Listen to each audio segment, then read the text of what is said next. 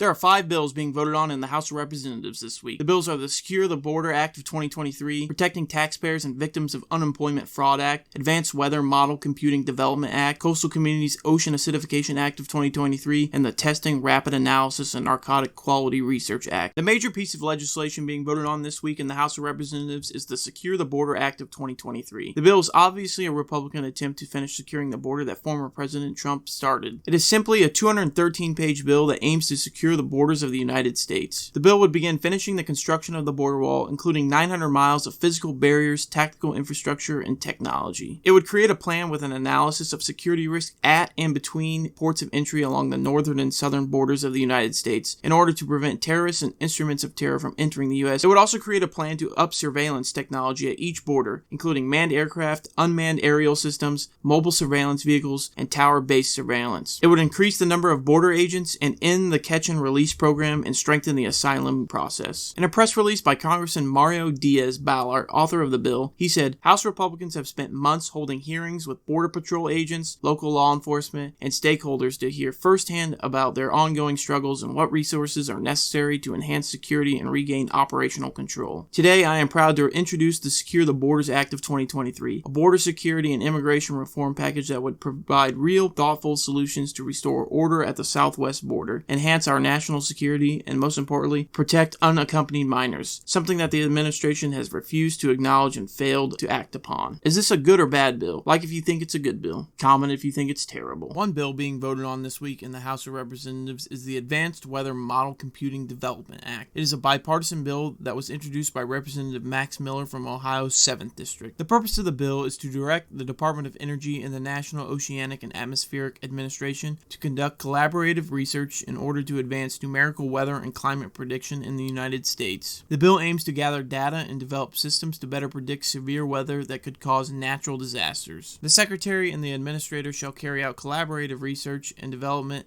activities in artificial intelligence and high-performance computing, focusing on the advancement of climate models and operational and numerical weather prediction relevant to agency missions. Comment if you think this bill is worth a vote. Another bill being voted on this week is the Testing, Rapid Analysis, and Narcotic Quality Research Act, or the Trank Research Act. It was introduced by Representative Mike Collins from Georgia's 10th District on March 23rd. The purpose of the bill is to require coordinated National Institute of Standards and Technology Science and research activities regarding illicit drugs containing xylazine, novel synthetic opioids, and other substances of concern. Essentially, this is a bill to help better detect and combat illegal drugs and how we can better respond to the growing crisis and help save lives. The bill requires research to advance analytical methods to identify, understand, differentiate, and categorize illicit drugs containing xylazine, novel synthetic opioids, or other emergency substances of concern. Measurement technologies to shorten analysis timelines and enhance narcotic and opioid detection and analysis capabilities in illicit drugs. Advanced new data tools, technologies, and processes to identify and publicly disclose relevant information concerning illicit drugs containing xylazine, novel synthetic opioids, or other emerging substances of concern. In a press release, Representative Collins said, this bill will provide crucial research funding that will identify deadly fentanyl additives like the zombie drug. This is a high priority to help protect law enforcement and border agents fighting to keep Americans safe against this deadly drug. The same press release says the Trank Research Act directs the National Institute of Standards and Technology to deepen its partnership and strategically focus on the science needed to detect, identify, and better understand synthetic opioids. One particularly dangerous fentanyl analog contains xylazine, a veterinarian tranquilizer. Trank, also known as the zombie drug, has gruesome side effects, causing large wounds that won't heal, and is resistant to standard opioid overdose treatments. Its use is skyrocketing across the country and contributing to an ever-growing number of drug overdoses. What are your thoughts on this bill? Another bill set to be voted on this week is the Coastal Communities Ocean Acidification Act of 2023, a bipartisan bill introduced by Representative Shelley Pingree from Maine's 1st District. The purpose of the bill is to amend the Federal Oceans Acidification Research and Monitoring Act of 2009 to require the Secretary of Commerce, acting through the Administrator of the National Oceanic and Atmospheric Administration, to collaborate with state and local governments and Indian tribes on vulnerability assessments relating to ocean acidification, research planning, and similar activities. According to the National Oceanic and Atmospheric Administration, ocean acidification refers to a reduction in the pH of the ocean over an extended period of time, caused primarily by uptake of carbon dioxide from the atmosphere. In a press release from Representative Shelley Pingree, the Coastal Communities Ocean Acidification Act of 2023 would build upon existing ocean acidification activities currently or historically conducted by state, local, and tribal governments, include 2 representatives from Indian tribes, tribal organizations, and tribal consortia affected by ocean acidification to the Ocean Acidification Advisory Board, and maintain the Ocean Acidification Information Exchange to support data sharing and ocean acidification research, data, and monitoring efforts between federal experts, non-federal resource managers, community acidification networks, and affected stakeholders.